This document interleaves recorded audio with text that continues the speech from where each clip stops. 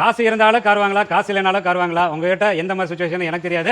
So நீ காசே இல்லைனாலும் இந்த கார் பார்த்தீங்கன்னா 2019 தமிழ்நாட்டில் எங்க ரேட்டு கம்பேர் பண்ணாலும் நான் மார்க்கெட் ரேட்லேருந்து நான் 1.5 லட்ச ரூபா கம்மியாக கொடுக்குறேன். நான் சொல்றது நம்ப வேண்டாம். இப்போவே நீங்கள் OLX ஓப்பன் பண்ணுங்க, மார்க்கெட் பிளேஸ் ஓப்பன் பண்ணுங்க. 2019 என்ன ரேட்டுக்கு போதும் நீங்கள் செக் பண்ணி பாருங்க. நான் சொன்ன மாதிரி வண்டி இருந்தால் எங்கிட்ட வாங்கினா போதும். இந்த வண்டி பார்த்தீங்கன்னா பிராண்ட் நியூ கண்டிஷனில் ரொம்ப சூப்பராக இருக்கும். எந்த ஒரு மேஜர் இன்ட்ரெஸ்ட் ஸ்க்ராச்சஸும் இல்லை.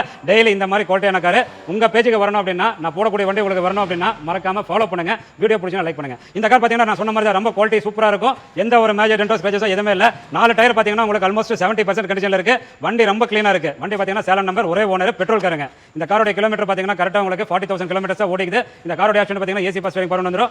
ஆடியோ சிஸ்டம் பார்த்தீங்கன்னா பிரைவேட் தனியாக போட்டுருக்காங்க.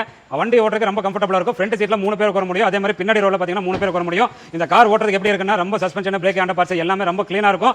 யார் ஓட்டினாலுமே பிடிக்கும். புது வண்டி ஓட்டுற ஃபீல் அப்படியே இருக்கும். வண்டி நல்ல ஹைட்டா இருக்கும். இந்த காரோட ரேட் பார்த்தீங்கன்னா வெறும் 4,17,000 ரூபாய். 2019 என்ன ரேட்டுக்கு போகுதுன்னு பாருங்க. 5.5 லட்ச ரூபாய் இல்லாம நீங்க வாங்க முடியாது. லோக்கல்